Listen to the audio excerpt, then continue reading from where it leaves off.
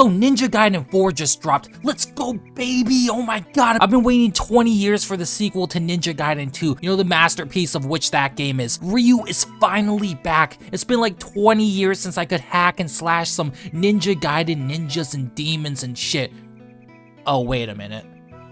Ryu isn't actually the character you play as in Ninja Gaiden 4. You play as a new character, a brand new character called Yakumo, because in every single Japanese game or franchise after 3 or so entries, you need to sideline or scrap the main character, of which, you know, major series or games, what it is for a brand new, young and hip upcomer, who more often than not is just a similar but shittier version of the character that everybody likes. Yeah, that's Ninja Gaiden 4. Oh, wait a minute.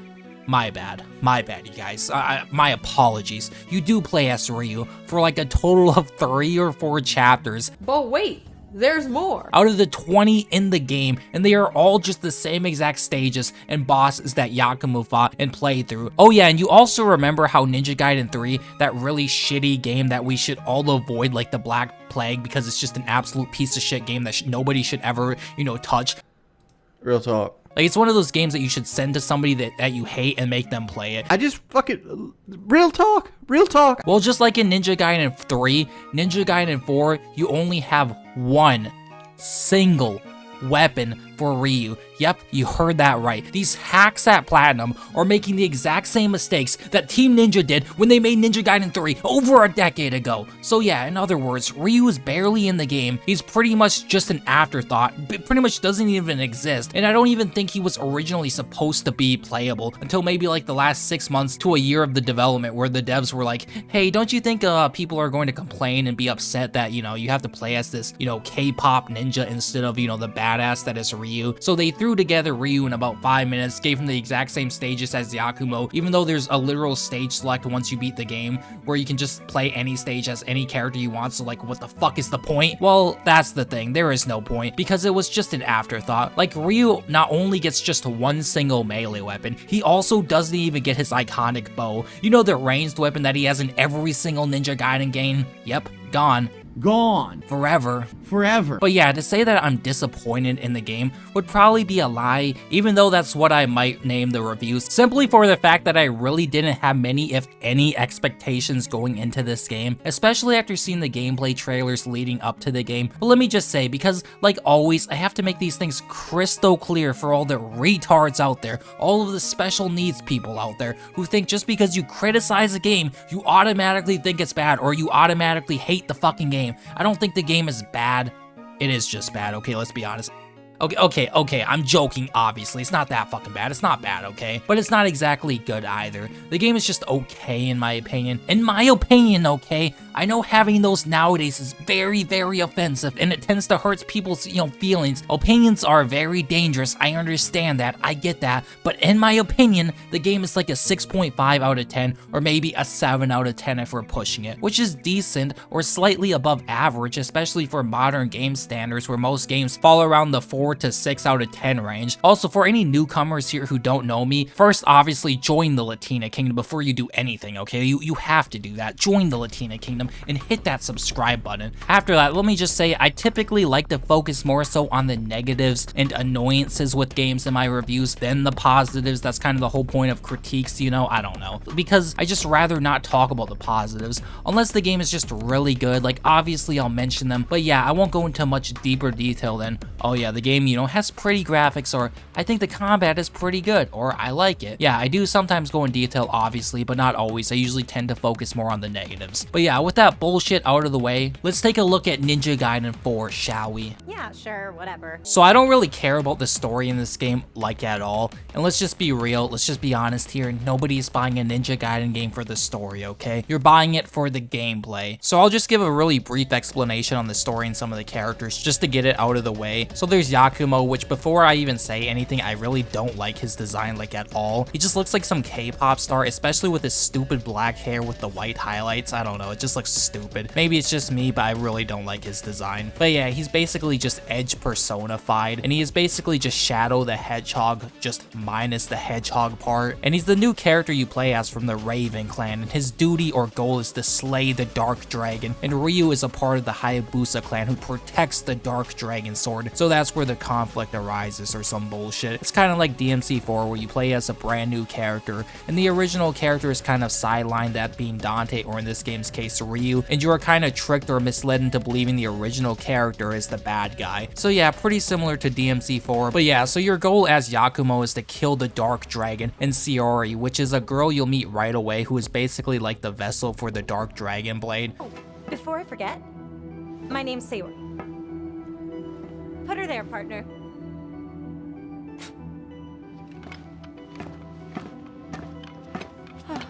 What are you, fucking gay? But instead of killing her, you spare her, and she helps you out throughout your journey. And the voice acting for her is quite terrible, if I'm going to be honest. Sounds like they got her off of the streets and offered her $5 and did the first take that she did. Yeah, sure, whatever. But yeah, that's pretty much the extent to the story, or really all you need to know about this story. There's obviously, you know, other plot points throughout the game and a handful of other characters you meet, but I don't really think they're that important to mention. And then there is the returning character Ayane from the previous Ninja Gaiden games, who was nerfed in the assets department, which probably shouldn't be too surprising since Xbox or Microsoft published this game, and they probably had some hand in nerfing or toning down the character's sex appeal for the, you know, modern audience. Now, maybe to be fair to Microsoft, it could have also been Koei Tecmo, as those hacks have been catering to the West by not releasing games like Dead or Alive Extreme 3 because of cultural differences, or them releasing games like Wolong Fallen Dynasty with shit like body types. So it's probably a combination of both Koei Tecmo being hacks, as with Microsoft also being hacks. But yeah, other than that though, there really isn't anything woke in this game, surprisingly.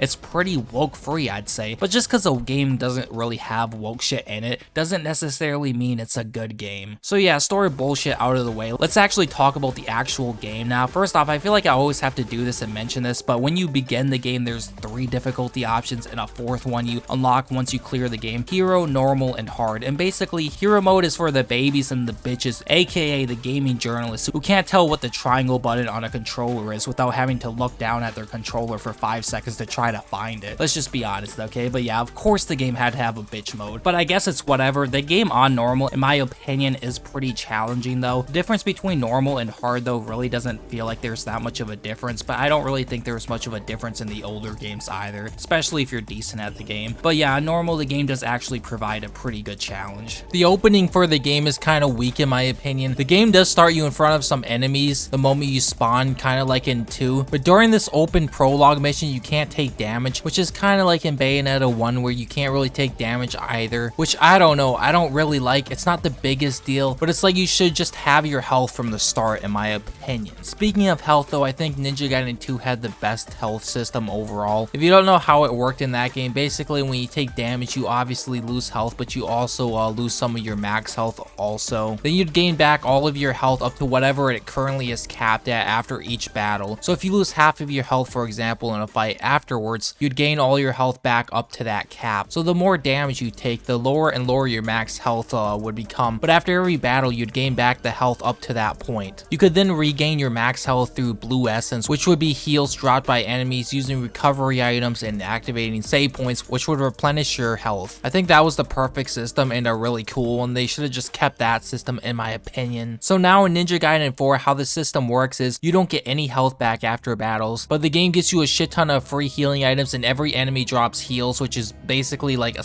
very small, like each time you kill an enemy you get a small sliver of health back through the red essence that they drop, which I'm not gonna lie is pretty fucking stupid, because if you've ever played a Ninja Gaiden game in your life, the red essence restores ninpo, not health. I don't get why they didn't just make it blue like normal. Oh, I know why, because this game only has blue essence. Yes, they removed yellow essence and blue essence for one single essence. Like, it's obviously not the biggest deal, but I think it's kind of stupid. But as I was talking about the health or red essence in this game, it acts similar to how it does in Ninja Gaiden 1 and 2, where if you absorb the essence, or the more that you would absorb, the more it'll charge your ultimate attack, which is basically just this flurry of attacks and animations where you deal a shit ton of damage while you're stuck in this long ass animation and you can't take any damage while you're in it. And then all 4 of the weapons, obviously have ultimates, and they all have a very similar, animation, and they all just feel very samey, but that's the weapons as a whole. Whereas in Ninja Gaiden 1 or 2, different ultimates for weapons would be different instead of a long ass animation. For example, the scythe in Ninja Gaiden 2 would send out like a tremor towards an enemy, and it was like quick and fast. You weren't tied into an overly long animation. Meanwhile, every weapon in Ninja Gaiden 4, you're locked into these long ass animations, which all feel pretty similar, which is fine. Obviously, my complaint though is that all 4 weapons ultimates are basically just identical and feel the same. And it's not just the weapons ultimates either. All 4 of the weapons you have throughout the game feel very samey and similar. You have Yakumo's dual blades, which is his basic weapon, which I think is probably by far his strongest weapon in the game. You then have this really quick and fast rapier, which I would have said is the best weapon or my favorite weapon when I first got it and used it, but after playing the game a lot more and on the higher difficulties, I kind of learned that the weapons progressively get worse and worse. As being first, you have the dual blades, in my opinion, the strongest weapons in the game. You then obtain the rapier, strong but not as good as the dual blades. Then you obtain the lunar staff equivalent for this game, which holy fucking shit, they nerfed so hard compared to,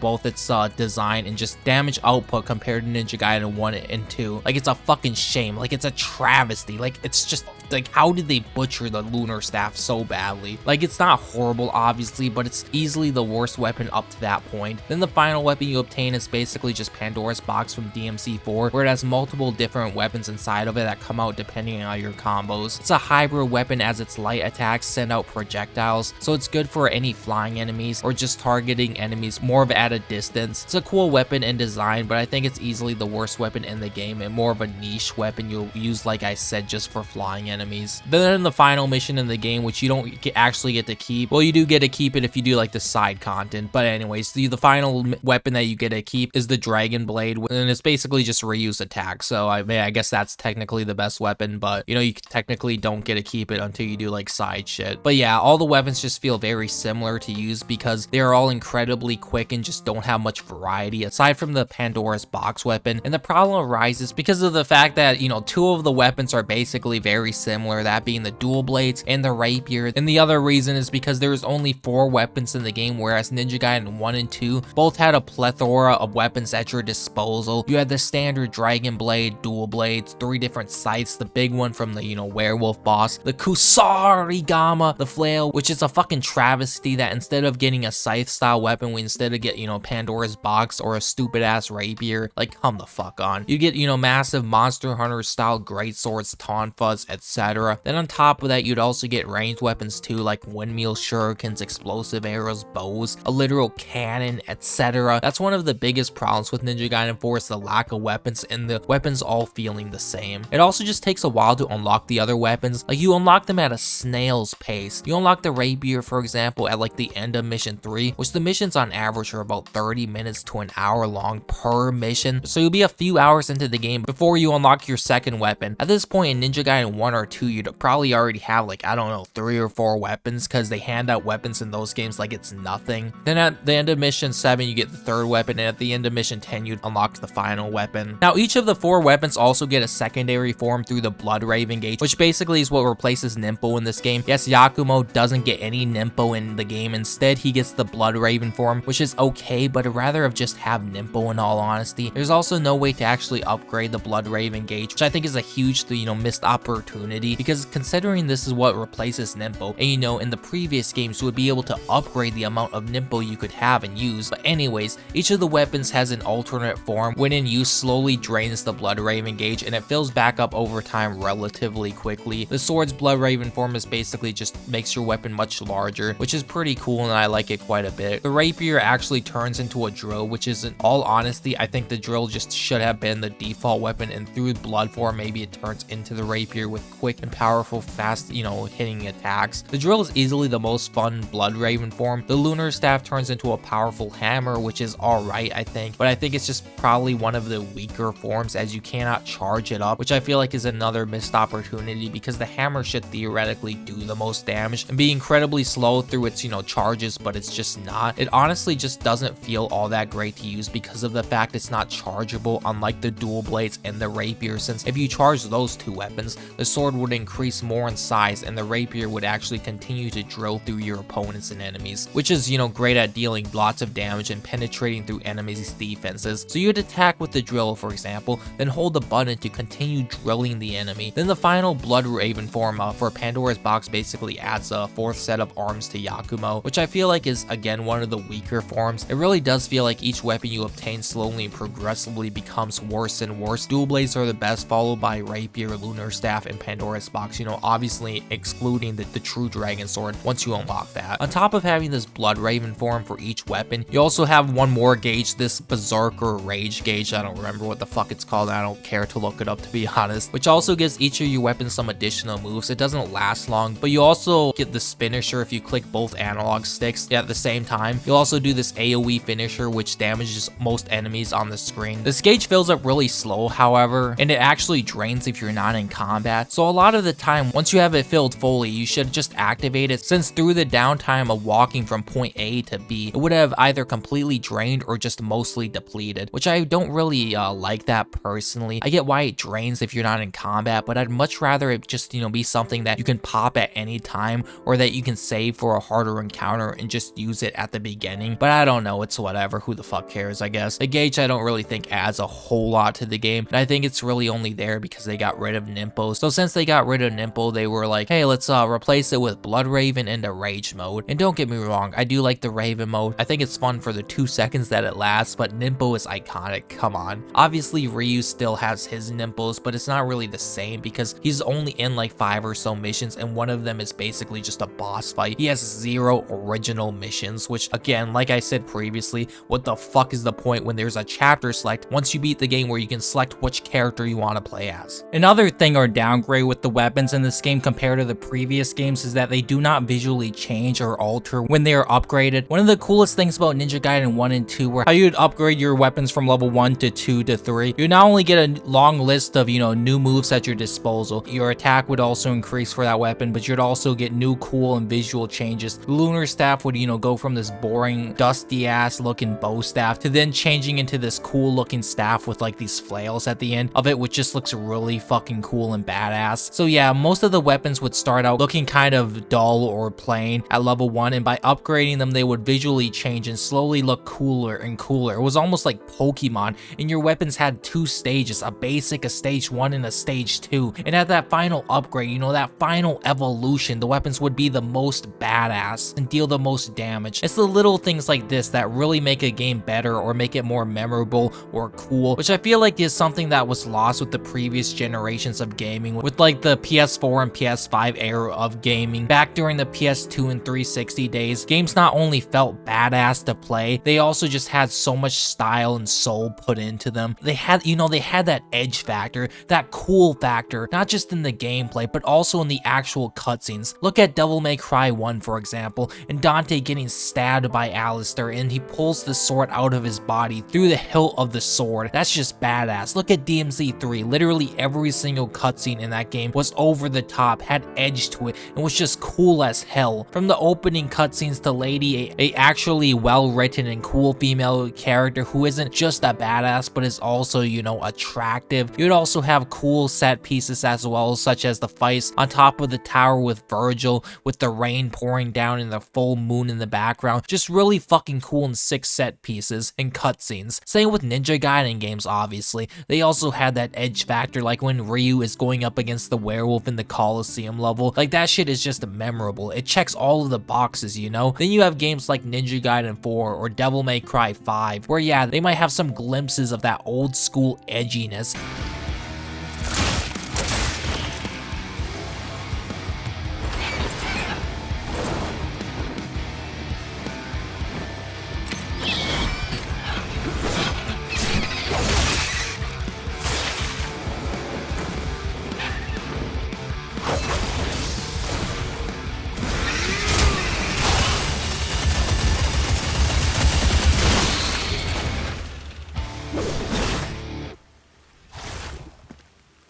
But it's mostly just gone. Instead, it's replaced with boring walk and talk sections or exposition dumps. The target area is close by.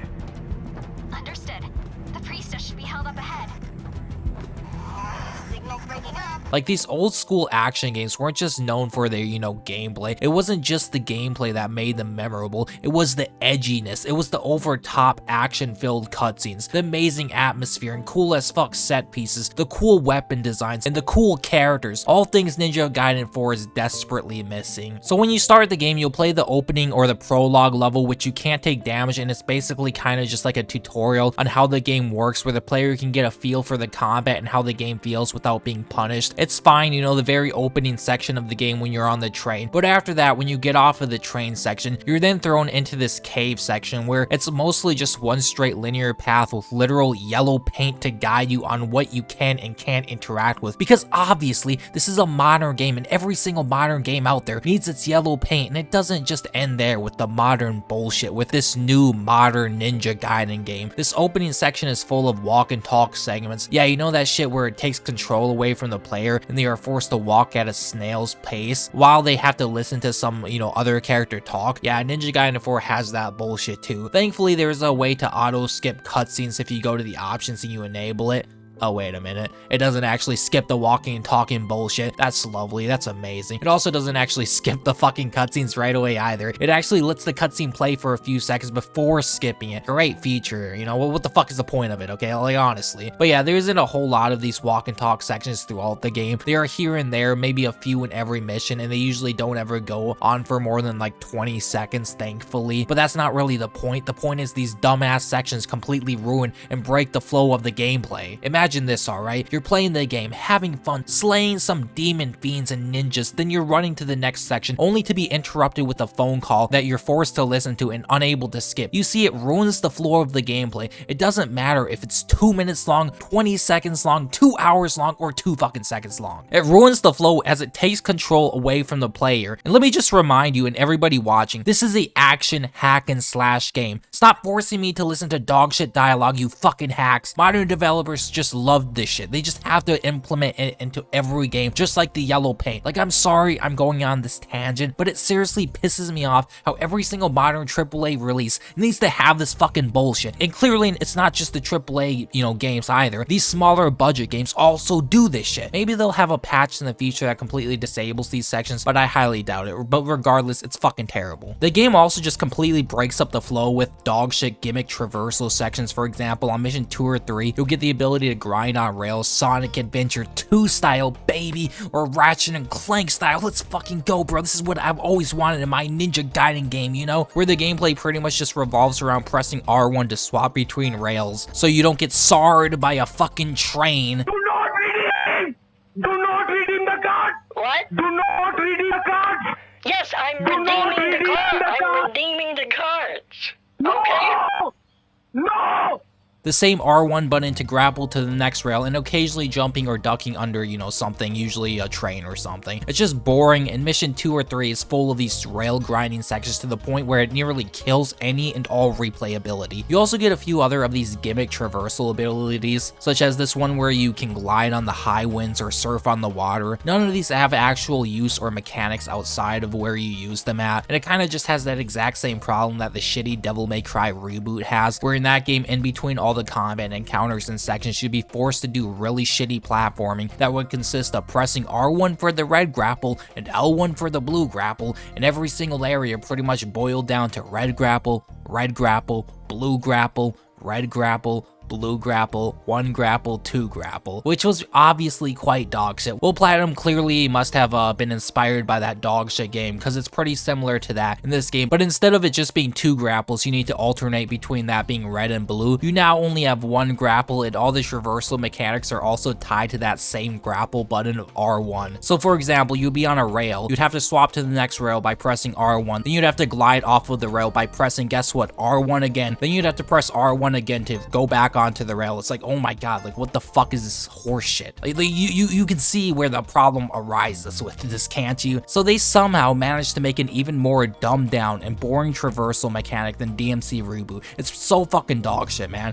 Truly an accomplishment if you don't ask me. But yeah, the level design in my opinion is really bad, both from a visual standpoint and a gameplay one. The visual standpoint is that all the levels look and feel exactly the same, with just the same assets copy and pasted everywhere, with hardly any cool set pieces or locations. The major areas you'll be exploring is a generic cyberpunk-esque city, a Japanese mountainy area, some sewers, and I guess that's about it. You'll also be in most of these areas for several missions. So for example, you'll be in these Japanese mountain area, which all looks the same and it's just extremely generic to look at for like 2 or 3 missions. I don't remember exactly because it's just that forgettable. But after the first mission you're in it, you'll be wondering to yourself, like, when the fuck do I get to go to the next location, you know, the next set piece. The colors are also just very washed out. You know, it's a modern game, so of course the colors have to be washed out. So compare that to Ninja Gaiden 1, where the entire world is interconnected and you go through multiple cool and unique locations from traditional Japanese villages, cities, and airships, or Ninja Gaiden 2, where you kind of head all over the world and there's so many unique locations. And also gameplay wise, the levels are mostly just linear paths with maybe a branching path here or there that will lead to an optional item or a side quest. Yes, this game actually does have side quests. You accept them at the Yumi board, where you can buy items, select side quests, or speak with Yumi. The side quests are mostly things like go slay some ninjas, go slay 50 fiends, go find this item, go slay this guy, etc, etc. And the rewards range from things like money, recovery items, and even health upgrades and other useful items like accessories. So it's usually worth to do them, and there's really no reason not to fucking do them. One thing this game does have over something like DMC5 though is that there actually is items, and they work kind of like the items from Bayonetta, meaning you now have items that temporarily boost your damage and defense, just like in Bayonetta, dude. There's healing items, revives, you know, the typical standard Ninja Gaiden shit, and items that refill your blood raven gauge. But I guess the DMC5 Glazers probably wouldn't like the items because, you know, opening up a menu for 0.5 seconds takes you out of the action, dude. Fucking retards. Now, some of you may be thinking, did Muramasa get a name change, or did he like transition into a woman? Why the fuck is his name now Yumi? And thankfully, he did not transition or get a name change, but he is not available at any of the shops for Yakumo. Instead, he is actually available only in Ryu's missions, so thankfully, they did not get rid of everybody's favorite geezer. There's also this other guy you can talk to if you interact with the ravens next to the Yumi boards, and basically you can unlock new techniques for money, such as the ultimate technique, perfect blocks, reflex, increase max accessory slots, increase max number of blocks you can do in a row, etc. Which, yes, this game does have perfect blocks and parries where if you block at the right time or dodge at the right time, time will slow down, kind of like in Bayonetta with, you know, witch time, but it doesn't really slow down the enemies, more so it's just the animation when you do it, which you can instantly go into an ult after a perfect parry. There's another upgrade system too in the game through the weapon experience system, where you can unlock more of your weapons moves through upgrading and purchasing new moves, both the normal version of your weapons, the blood form, and the berserk form. It's kind of like Bayonetta or DMC, where you're able to choose what moves you want to unlock first, unlike in Ninja Gaiden 1 or 2, where you'd, you know, just level up a weapon, and each time you level up your weapon, you'd gain a bunch of new moves that you obviously wouldn't be able to choose. But yeah, level design is dog shit and severely lacking, and most of the levels just drag on for far too long. Like, some of the levels just feel like they're way too long and just never fucking end. It's almost as if good level design is a lost art at this point, because it really does feel like no developers nowadays can create good and memorable levels like the devs in the good old days would be able to do. Another lost art of modern games is the UI. I don't get who these dumb motherfuckers are that keep hiring these incompetent fucks, these incompetent hacks to do UI for modern games, but I genuinely believe every modern day person who works on or creates UI for video games needs to be fucking fired. Legit, the world would instantly become a better place. For example, can somebody for the love of God please,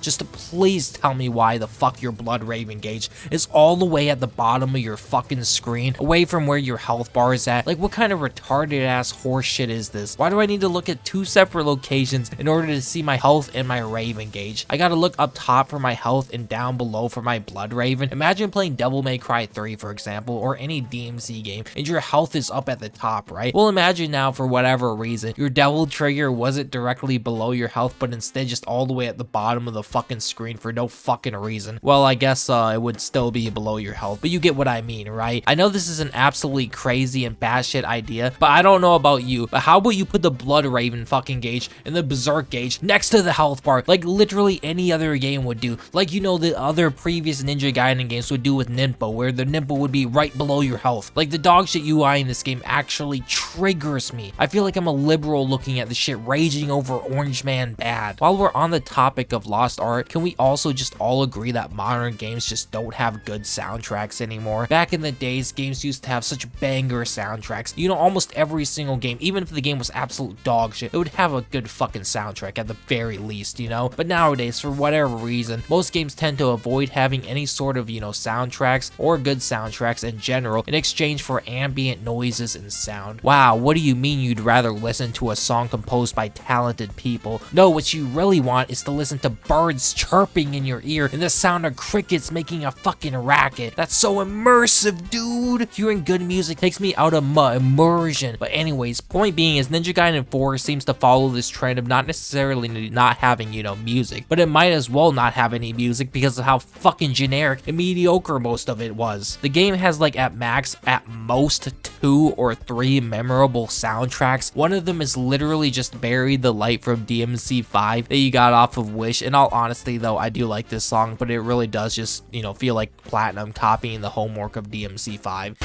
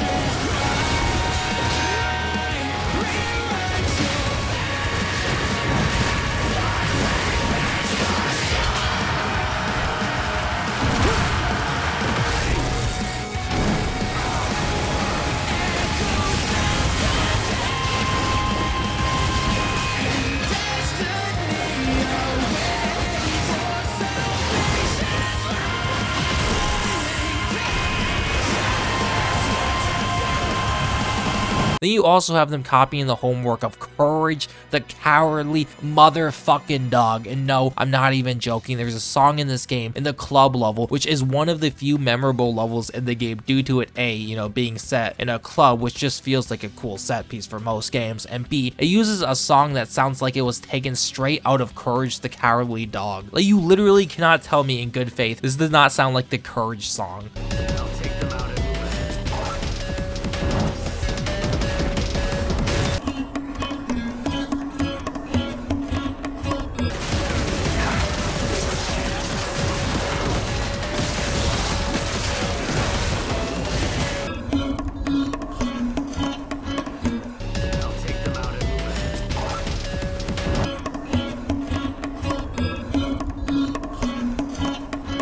Like, seriously, but yeah, that's pretty much the only reason it's memorable. Do. I could keep going on and on about Lost Art, you know, such as the enemy designs in this game just overall being a huge fucking downgrade compared to the previous games, such as the white cyber or, you know, robot looking samurais just don't look as good as the ninjas you'd fight in the previous games. The fiend design is also just severely lacking, and some of them I just don't think are fun to fight, such as the lantern fiends, as they really just have one attack to shoot at you from a distance, and after you damage them enough, they'll explode or charge you and explode. They're just annoying because they constantly spawn with other enemies, so you need to just focus on them first, otherwise you're just going to be shot at the entire fight, and they just have more health than they honestly should. But yeah, most of the enemy designs in general are just very fucking bland and just uninspired. Again, you compare like the badass werewolf designs to whatever the fuck this is supposed to be. I'll just show you some comparisons of the old games versus Ninja Gaiden 4, and you'll see how much cooler and badass the designs used to be compared to the dogshit designs we got in Ninja Gaiden 4.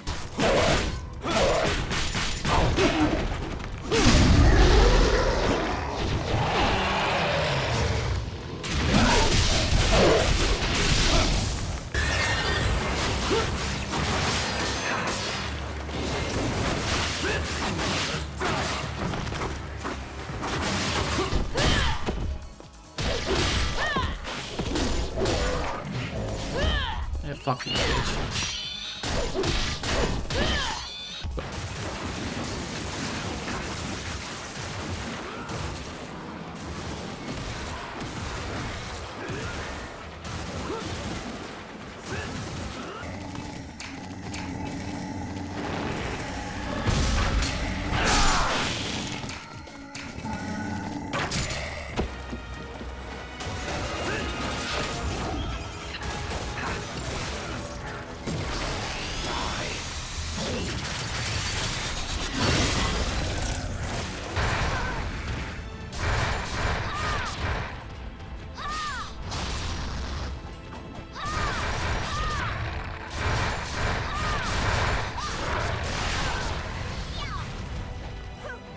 But yeah, despite there being enemies that just suck ass to fight, I do think a lot of the enemies are fun to fight, although I do think they might have a bit too much health compared to the enemies of the previous games. But yeah, the combat is fast paced, and despite the game having modern bullshit game design choices like the walk and talk sections, the game also has, remnants of old school design or hack and slash action. These hack and slash games have pretty much gone the way of the dodo in recent years, with them being extremely few and far between. The ones we do get just aren't as good as the ones from back during the PS2 and 360 days, and they have been basically replaced with dogshit Souls clones like Lies of Piss, Wu Chang, Ching Chong, Bing Bong, We Was Wu Kangs, and She, and other slop. So it is nice that we are finally getting a hack and slash that isn't called Lost Soul Aside, because that game should have stayed lost since it was absolute dog shit. So yeah, you have to give Platinum some credit, some props, even though they just make the same action game over and over. At least they are trying to keep the genre alive, I guess. Too bad Ninja Gaiden 4 just is an okay game and nothing special, despite me thinking the combat is,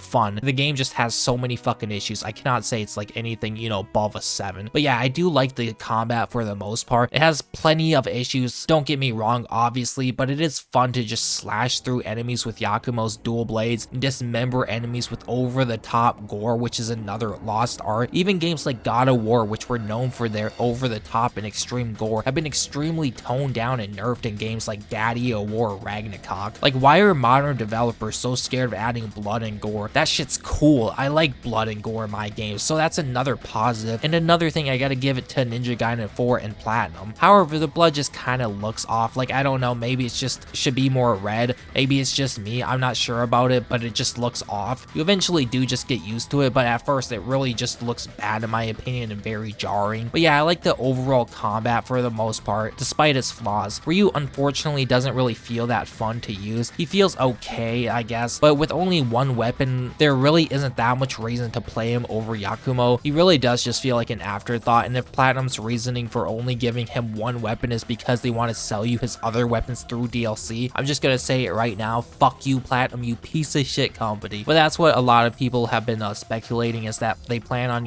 selling us the rest of his kit through DLC, which is just a pure scumbag move, but I guess only time will tell. I don't really have a whole lot else to say, but I haven't really talked about the bosses, I guess, and I don't really like how every, boss has like 2 life bars. It just kind of feels unnecessary, but I guess it's just whatever. Much like the normal enemies, a lot of the boss designs are just underwhelming and they just aren't very interesting. They also just don't really feel like or look like Ninja Gaiden bosses, aside from like 1 or 2, just a few handful of bosses, that being Achilles, the other bosses like, Ryu, which would probably be the best boss in the game easily, the final boss and the Dark Dragon. Other than that, the bosses range from just being mid or okay at best to pure and absolute dog shit, like the tank boss from mission 11 or Sanzion from mission 5. Like, goddamn, what steaming pile of dog shit, horse shit, cow shit, bull fucking shit, bosses. And to be fair, Ninja Gaiden 1 and 2 also had their fair share of dog shit bosses, but they don't have the same issues because the bosses would only have 1 single health bar and you'd be able to kill them incredibly quickly. You would barely even call them bosses. They're more so like mini bosses, if anything, or gimmick bosses, I guess. But yeah, the bosses in general just aren't that great nor memorable, aside from the few that I mentioned. Ryu obviously being the best fight in the game, and this game's equivalent of fighting the boss that has a similar moveset as the players such as Dante and Virgil, or Platinum's other games like Bayonetta versus Gene. These rival bosses are always the best fights in these types of action games. The bosses where they, have similar movesets as the player and they are equal or near skill level. It just always makes the best fights, and it's hard to fuck up these types of fights in my opinion. But yeah, Ninja Gaiden 4 is an okay game. It's like a 6.5 out of 10, maybe a 7 out of 10 if we're pushing it, okay? The problems or cons are the level design is beyond dog shit. Most of the levels just drag on for far too long and just feel like they never end, and they just don't offer enough variety. The colors are all washed out and muted. None of the levels have any cool set pieces. Levels are full of traversal mechanics that break up the flow of the actual game, as they literally add nothing to the game. Enemy designs in general are very lackluster compared to previous entries, and the soundtrack is just not very good. The saving grace is the combat, as it's actually pretty fun and it's pretty solid for the most part, I'd say, despite its flaws. This is definitely not a $70 game though. I'd wait for a sale of at least or near half off before you even consider buying it, unless you're just a huge Ninja Gaiden fan. But yeah, the game has many of the same issues DMC5 has, which I'm sure that that'll piss off, you know, many people. But as both a huge DMC fan and action fan, DMC 5 fails short in many aspects compared to its predecessors, just like Ninja Gaiden 4 falls short in many of its aspects compared to its predecessor, which is like the exact same game almost. Ninja Gaiden 4 is obviously better than 3, but that ain't saying much, and nobody gives a shit about 3, okay? Let's just be honest. That game needs to stay in the trash where it belongs. Either subscribe, donate, or get the fuck out. Real talk.